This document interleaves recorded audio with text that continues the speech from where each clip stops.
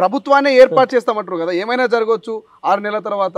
So 2-3 ఏళ్ళలో మళ్ళీ ముఖ్యమంత్రి కావచ్చు కేసీఆర్ అని వ్యాఖ్యలు చేస్తారు కదా. వాళ్ళు పగటి కళలు అంటుర్రు, వాళ్ళకు పవర్ పోతే తట్టుకోలేకపోతుర్రు. 50 రోజులు రాలే మేము గవర్నమెంట్కి వచ్చి, 58 రోజులు. 58 రోజులు 10 సంవత్సరాలు 3650 రోజులు వెళ్ళిన వాళ్ళకు ఒక 50 రోజులు మేము ప్రభుత్వంలో ఉంటే ఓర్వలేనితనంతో కడుపుల మంట చేసిన తప్పులన్నీ బయటపడతాయని ఇట్లాంటి కుక్కలను బయటికి వదిలేసి కుక్కలతో ఉరిపిస్తారు వీళ్ళు. మా దగ్గర ఇట్లాంటి కుక్కలకు తాడులేసిన వాళ్ళు చాలా మంది ఉన్నారు. ఈ కుక్కలకు సురుకులు పెడతాం, తోకలు కత్తిరిస్తాం. ఇప్పుడు అనుకుంటుండేమో ముఖ్యమంత్రికి చెప్పు చూపియంగా నేను పెద్ద హీరో అవుతా అని.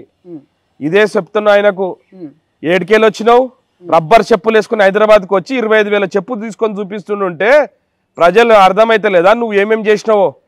నీ భూదందాలు హైదరాబాద్ చుట్టుపక్కల ఏం చేసినావు కూడా బయట పెడతాం బిడ్డ. నువ్వు ఎవరెవరు ఇంట్లల్లో జొర్రి ఏమేం రాసలీలలు చేసినావు బయట పెడతాం. మొత్తం నీ బట్టలు తీసి రోడ్ మీద నిల్చోబెడతాను నేను. కాంగ్రెస్ పార్టీ ఏమైనా కక్షపూరితమైనటువంటి రాజకీయాలకు తెరలేకపోతుందా? కక్షపూరిత రాజకీయాలు చేసేది ఉంటే మా ముఖ్యమంత్రి గారు పోయి నడ్డిరిగిన మాజీ ముఖ్యమంత్రిని చూస్తానికి హాస్పిటల్ పోకపోతుండే. సీదా తీసుకుపోయి ఇవన్నీ చేసిన లంగ పనులకు తీసుకుపోయి చెంచల్గూడ జైల్లోనో లేకపోతే చెర్లపల్లిలో జైలు వేస్తుండే. వాళ్ళు ముఖ్యమంత్రి ఉన్నప్పుడు మా రేవంత్ రెడ్డి గారిని 3 సార్లు జైలుకి పంపించిర్రు. అయినా కానీ మా ముఖ్యమంత్రి ఆయన నడ్డిరితే పోయి చూస్తానికి పోయింది హాస్పిటల్కి. అది మాకు వాళ్ళకున్న తేడా. మేము ప్రజల కోసము పాటు పడుతున్న ముఖ్యమంత్రి మా రేవంత్ రెడ్డి గారు. వాళ్ళ గడిల పాలన కోసం 10 ఏళ్ళు వెళ్ళిండు ఆయన.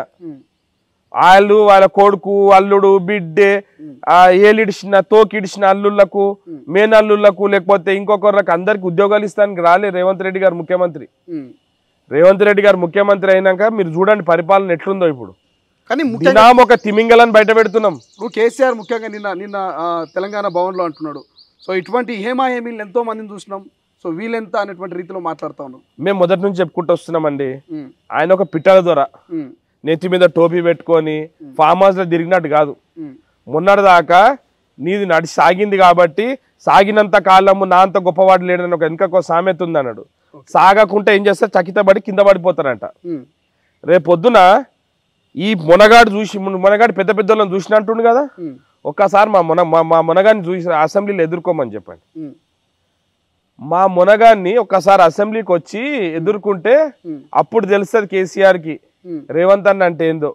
ఇప్పుడు నిజంగా చాలా మంది వెయిట్ చేస్తున్నారు. అంటే ఇలా మీరు మేమని కాదు, చాలా మంది కూడా బయట సోషల్ మీడియాలో పులి అంటున్నారు. సో కేసీఆర్ పులి అయితే రేవంత్ రెడ్డి పెద్ద పులి అనేటువంటి మాటలు కూడా వినిపిస్తున్నాయి. ఈ పులి పెద్ద పులి రెండు నిజంగా అసెంబ్లీలో ఆ చర్చలు జరుపుతూ ఉంటే సో సాధ్యమయ్యే పని అది అసలు నిజంగా ఎట్లుంటుంది అంటారు? సార్ నేను ఒక విషయం చెప్తా. ఒక కేసీఆర్ లేక అసెంబ్లీకి వస్తే ఒక ముఖ్యమంత్రి లేక రేవంత్ రెడ్డి గారు కూడా ప్రవర్తిస్తారు. వాళ్ళ నాయకులు ఆయన పిల్లి అని వాళ్ళు అనుకుంటే దానికి ధీటుగా రేవంత్ రెడ్డి గారు కూడా పెద్ద పుల్య సింహం అనేది అసెంబ్లీలో తెలుస్తుంది. ఎందుకంటే ఇయ్యాలటి వరకు రేవంత్ రెడ్డి గారు మచ్చలేని నాయకుడు. ఆయన పరిపాలన వచ్చిన తర్వాత రాష్ట్ర ప్రజలకు అందరికి అర్థమవుతుంది. ఈ కేసీఆర్ 10 సంవత్సరాలు ముఖ్యమంత్రి ఉండి కాళేశ్వరం పరిస్థితి చూసిండ్రు మీరు. నిన్నగాక మొన్నగాక హెచ్ఎండిఎల్ ఒక అధికారిని పట్టుకుంటే 1000 కోట్ల ఆస్తి దొరికింది. ఇట్లాంటి తిమింగలన్నీ బయట పెడుతున్నాడు రేవంత్ రెడ్డి గారు. ఈరోజు పరిపాలనలో ఎవరన్నా నిర్లక్ష్యం వహిస్తే ఉపేక్షించనని చెప్పి ముఖ్యమంత్రి గారు ఏదైతే హెచ్చరికలు జారీ చేసిండ్రో ఒళ్ళు దగ్గర పెట్టుకొని రాష్ట్రంలో ప్రతి అధికారి కూడా ఈరోజు ప్రజల కోసం పనిచేస్తుండు. ఈరోజు ఏ గడి అయితే కేసీఆర్ కట్టుకున్నాడో కంచెలేసుకొని ఆ గడిని కుళ్ళగొట్టి ఒక దళిత నాయకుడు ఒక ఉప ముఖ్యమంత్రికి ఇచ్చిండు. ఆయన మాత్రం ఆయన సొంత ఇంట్లోనే ఉంటుండు. ఆ గడిలకు ఒక్కసారి మీరు పోయి చూడండి, 5 బంగ్లాలు, ఒక్క ముఖ్యమంత్రికి 5 బంగ్లాలు.